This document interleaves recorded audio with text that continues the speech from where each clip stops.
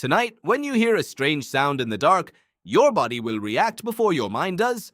Your heart will speed up, your muscles will tighten, and for a brief moment, something ancient will take control. Why? The obvious answer seems simple. You are reacting to danger. But the real answer is far stranger. The feeling you call fear may be older than words, older than stories, older than language itself. Long before humans could explain danger, they could feel it. Long before anyone could say the word fear, nervous systems were already detecting threats and changing behavior. The sensation that races through your body today is part of a biological inheritance so old that versions of it existed hundreds of millions of years before the first human ever spoke. Think about that for a moment. You can describe fear with language. You can write about it. You can complain about it. But the machinery that creates it was operating long before language appeared. What does that mean about the emotions you experience every day? To answer that question, you have to travel back into a world that looked nothing like the modern one. Imagine an ancient ocean. No cities, no roads, no conversations. Just simple creatures drifting through the water. Many of them lacked anything that looked like a human brain. Yet they still faced a problem. Dangerous things existed. Predators existed. Environmental hazards existed. Sudden changes existed. Any organism that could detect trouble slightly earlier gained an advantage. Any organism that reacted slightly faster survived more often. Over immense stretches of time, natural selection rewarded systems that could recognize threats and respond immediately. Those systems eventually became what neuroscientists call threat detection networks. The name sounds complicated. The idea is simple. Detect danger. React quickly. Stay alive? You do not need language for that. A mouse does not need language to freeze when it sees a shadow overhead. A deer does not need language to run when it smells a predator. Even animals separated from humans by vast evolutionary distances show rapid defensive responses. The details differ. The principle remains the same. Life learned fear before life learned speech. This idea becomes even more fascinating when you look inside the human brain.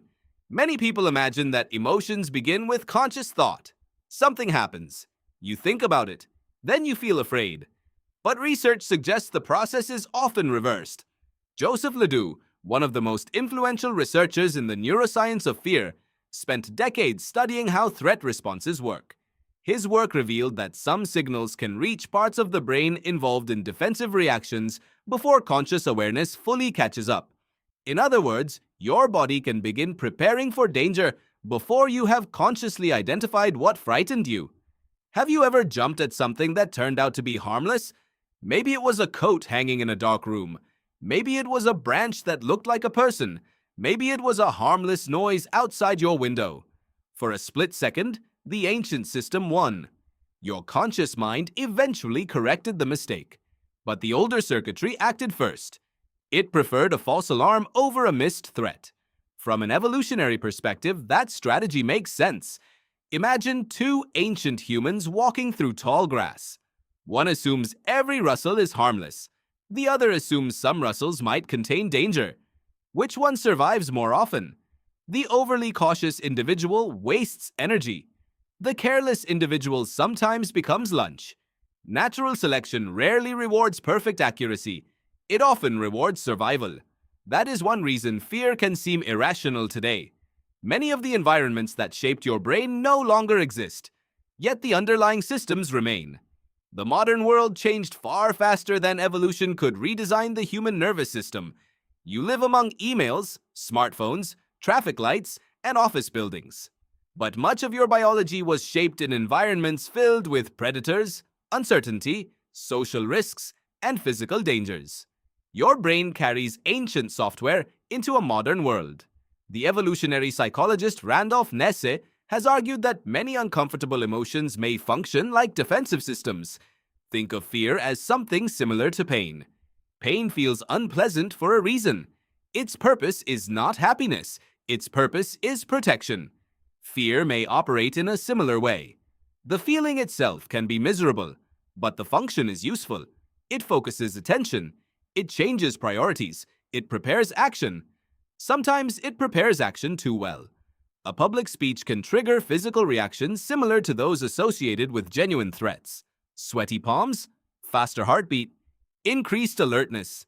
Yet nobody is chasing you with a spear. Nobody is hiding behind a tree. Why would your body react that way? Part of the answer involves another ancient challenge. Survival was never only about avoiding predators. Humans evolved in social groups. Being excluded from the group could be dangerous. Social rejection could reduce access to protection, food, cooperation, and mating opportunities. The fear of social judgment taps into deeply rooted survival concerns. Suddenly, a presentation at work becomes more than a presentation. At some ancient level, it resembles a social evaluation. And social evaluations mattered enormously throughout human history. The strange thing is that language expanded these fears rather than replacing them.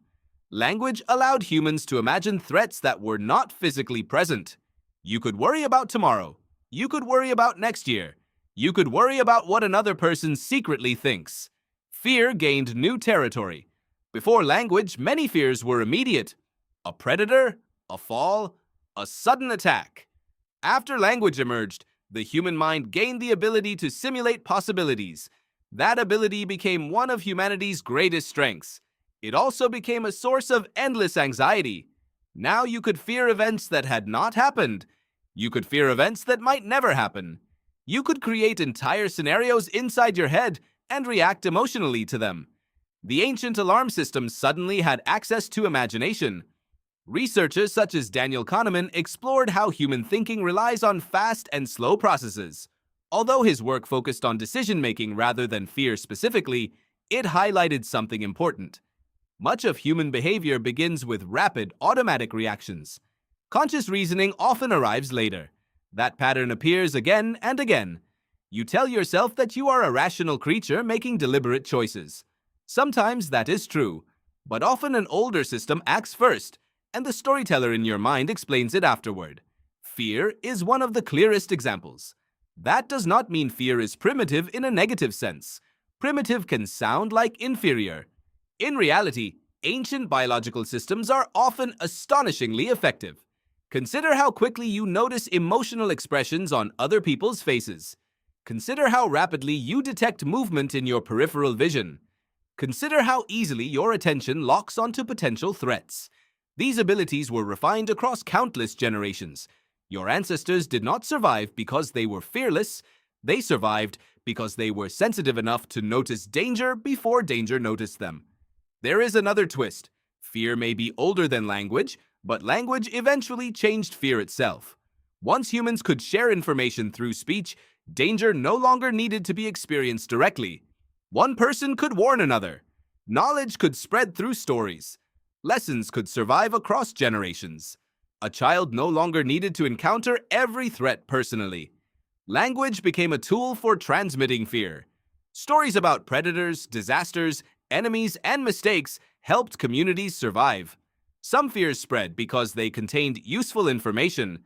Others spread because human minds are naturally drawn toward threat-related information. Psychologists sometimes refer to a negativity bias. The term means that negative information often captures attention more strongly than positive information. From a survival perspective, this tendency makes sense. Missing good news is inconvenient. Missing danger can be fatal. The modern information environment exploits this ancient tendency constantly. News headlines compete for attention. Social media competes for attention. Advertisers compete for attention. And attention follows threat. Your nervous system evolved to notice problems first. That is why frightening information can feel impossible to ignore. The ancient machinery remains active beneath the surface of modern life. Yet fear is not only a source of suffering, it also reveals something remarkable about your connection to the past. Every fearful reaction links you to a chain of life stretching back through countless generations. The sensation feels personal. In one sense, it is. Nobody experiences your exact emotions, but the underlying system is shared. The quickened heartbeat, the heightened awareness, the instinct to avoid danger. These are echoes of challenges faced by ancestors who lived thousands, millions, and even hundreds of millions of years ago. Few experiences connect you so directly to evolutionary history. That realization changes the way fear looks. Instead of viewing it purely as a flaw, you can see it as evidence. Evidence that your body carries solutions developed across immense spans of time. Evidence that survival shaped behavior long before language appeared. Evidence that some parts of human nature operate at depths deeper than conscious thought. Of course, understanding fear does not automatically eliminate it. Knowing how a fire alarm works does not stop it from making noise. But knowledge can change your relationship with the alarm. When fear appears, you can remember that it is not necessarily predicting the future. It is performing a function. It is scanning for threats. It is trying to help, even when it overreacts. Sometimes the warning is useful. Sometimes the warning is mistaken. Either way, the system has ancient roots.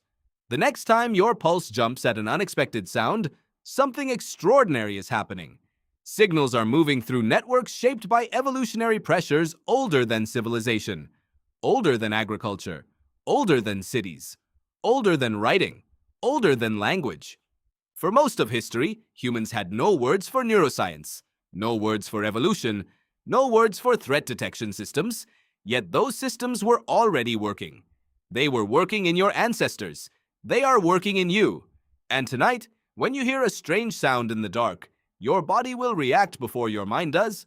Only now you know that the feeling arriving first is not merely fear. It is one of the oldest conversations life has ever had with itself.